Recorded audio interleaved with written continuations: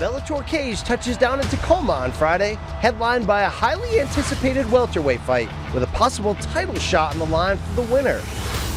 Douglas Lima is a three-time Bellator champion and has one of the most exciting highlight reels in all of MMA.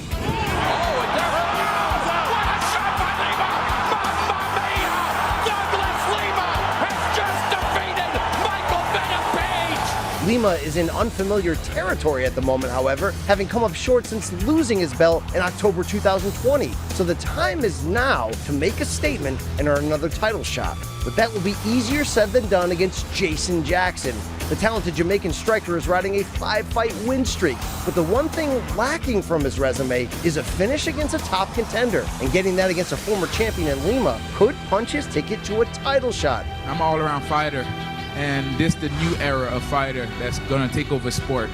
Elsewhere on the main card are two intriguing lightweight bouts. Sydney Outlaw, who was originally booked for a championship fight against PATRICKY PITBULL, opted to stay busy and will take on Tofik Musayev. And USMAN NURMAGOMEDOV, who has looked nothing short of sensational in the Bellator cage, makes his return against GONZALEZ. Can the unbeaten NURMAGOMEDOV earn a shot at the belt with another dominant win? It's one of many storylines to follow on a stacked Bellator 283 card, only on Showtime. And for more, let's welcome in CBS Sports combat analyst and co-host of the award-winning Morning Combat, Luke Thomas and Brian Campbell. This segment won't be as good as what happened at the Beer House 3 weeks ago in Vegas, but we'll at least try. We've got Bellator 283 from Tacoma, Washington, because why not? Main event, former welterweight champ Douglas Lima facing Jason the ass-kicking machine Jackson. Lima comes in on a 3-fight losing streak, missed weight for this fight, chose not to step on the scale a second time. Luke, what's that all about? Well, if the cut went bad enough and you're already pretty drained, it doesn't make sense to try yet another attempt to get down. There would only be a disadvantage at that point. Your question, though, more broadly is how on earth did he miss weight? One theory, of course, is that he could have been a little bit injured and that could have impacted his camp. Two, he's maybe arguably unprofessional, although I don't think that's the case. We're talking about a former multiple-time champion.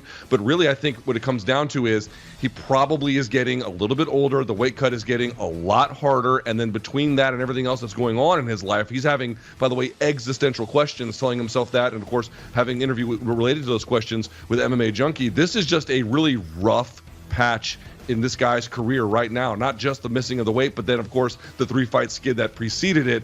He has big opportunities tonight, but he's also got huge hurdles to climb because that cut not only is going to affect him mentally, of course, he didn't make it and how unprofessional that is, but then on top of it, the fact that he didn't step on the scales again tells you even though he missed it, it was still a very draining experience. Yeah, Lima even saying this week, to back up Luke's point, he's not even sure, wasn't sure how much longer he can keep making this weight. He's been cutting down to welterweight since 2010, but given the stakes of this fight, it has seemed like a puzzling discovery to have this happen. Lima's always consistent, always professional, and boy, at age 34, having fought one elite fighter after another for nearly a decade here, it seems, for Lima, he's got just a lot more questions to answer than we thought coming in. 3-fight losing skid, and now this. To the winner, like we talked about, goes great spoils, maybe a title shot, but for Lima, a loss here. This could be if not the end, the beginning of the end. So, BC, does this mean Lima is getting an ass-kicking courtesy of the ass-kicking machine? I mean, I think, nature would tell you that. If that's your nickname, you better be able to deliver it.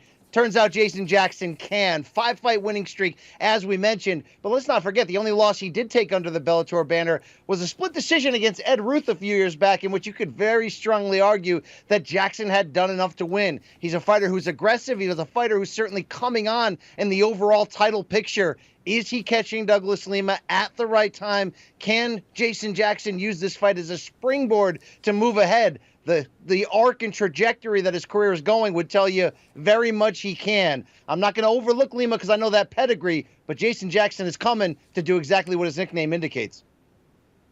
I like Jason Jackson in this contest. He's on a 5-fight win streak, as BC indicated. There's just a lot really going wrong with Douglas Lima. We, of course, started this conversation with the weight miss, but the 3 losses that preceded it, it wasn't like he was losing to chumps. He was losing to very good guys. In fact, 2 champions and another guy who subsequently fought for the title. But the point being is he was kind of lifeless in all 3 of them. Rallied a little bit late, that is sort of noteworthy, and didn't get run over in any of them, but just kind of seemed there, was enough to do to hang on, basically. And so for me, when you combine that with his age, with those losses, now with this weight miss, it just doesn't spell anything good. On the other side, Jason Jackson is riding nothing but momentum, can wrestle, can strike, really makes good decisions, good team. I like Jason Jackson by decision tonight. Feel the rhythm, feel the rhyme. Get on up. It's ass-kicking time with Jason Jackson. Here we go. All right, in the co-main event, Sydney Outlaw takes on Tofik Mosayev, who is making his Bellator debut. Outlaw was originally supposed to face Bellator lightweight champion PATRICKY PITBULL in the main event, but PITBULL withdrew due to injury. Mosayev holds a win over PITBULL. BC, how are you evaluating this co-main event? Is that this just gets even harder for Sydney Outlaw's chances of winning a title. As you mentioned, originally scheduled to fight for that title. He's won 2 straight since the knockout loss to Michael Chandler. And overall, in his Bellator body of work, Sydney Outlaw's coming on as well. But this might even be a tougher matchup on paper. Mosayev has already beaten PATRICKY Freire in Japan just a few years back. And even though Mosayev is coming in directly off of a loss under the Risen banner in Japan, his overall body of work, he's beaten names you know from greater North American MMA at a very high level, and he's coming into this debut as the betting favorite looking to stop Sydney Outlaw's plans. You could talk about a 2-fight stretch in his Bellator debut here if Mosayev gets the win, where he can go from Outlaw directly potentially into that rematch with PATRICKY. So big stakes for both. But don't sleep, even if you're not sure you know how to pronounce this guy's name, because I'm not even sure I do. But I know he's coming on looking for the victory. Mosayev is a hammer. He's a hammer. There's really no other way to say it. The basic idea is this. Yes, sometimes he can be a little bit overzealous. He has multiple triangle choke defeats on his record, but those are more commonly than not the exception. The rule is that he goes and just hands out beatings all across the world. He can do it all. You saw the highlight there in Ryzen. He can strike. He can wrestle. He is aggressive. He's physical for the weight class. He has a win over the existing weight class champion in Bellator. Sydney Outlaw goes right from the frying pan into the fire. This is a hard fight for him to win. He's not so much a guard specialist that could take advantage of Musayev's particular deficiencies. I like Mosayev to get his hand raised tonight. All right, there you go. So BC and Luke both like Tofik. All right, also on the main card tonight, the cousin of Khabib Nurmagomedov, Usman, taking on Chris Gonzalez. Usman undefeated at 14-0, coming off back-to-back first-round finishes. He's a heavy favorite at -900. I mean, we don't really even need to give a prediction when a guy's -900. I mean, look, that's who's winning this fight. But Luke, what I'm curious about is what do you want to see from Usman Nurmagomedov? Because this is an exciting fight for him and an opportunity to really show something. He is the heavy favorite, and for folks who may not have seen him, they know his cousin, Khabib Nurmagomedov. He does share some similarities. He does obviously have a very good ground game and a very similar sort of martial arts background. However, the big difference would be he's not quite as good as Khabib in the ground game, but is significantly better in the stand-up. So what I want to see from him, actually, this is a good test. Chris Gonzalez is out of Team Alpha Male. He has a wrestling background. He looks like an athlete. He was on the scales yesterday. He is diced to the socks. This is actually by far Usman Nurmagomedov's toughest fight to date. So what do I want to see? I want to see that well-rounded skill set against actually a very credentialed opponent. He fought some good guys, but nothing quite like Chris Gonzalez. So I want to see what he can do in all the dimensions against someone who is a good athlete with a wrestling background and knows how to win, comes from a good team. I think he'll get it done, obviously, but it is a pretty decent test.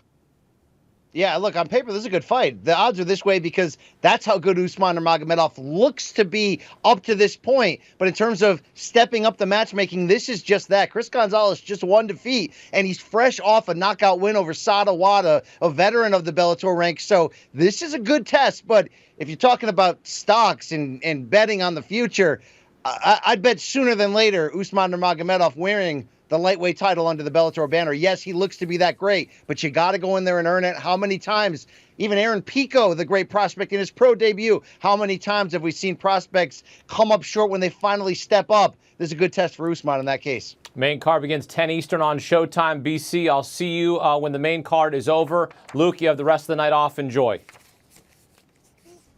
All right, for all things combat, check out the award-winning Morning Combat with Luke Thomas and Brian Campbell. You can watch the series on YouTube. You can also listen to the podcast on Apple, Spotify, whatever you like. Morning Combat. Download and subscribe today. Do you want a sports network that delivers everything that matters about the game? The highlights, the picks, the instant analysis, no yelling, no fake debates, no politics. Hit the subscribe button and never miss a moment.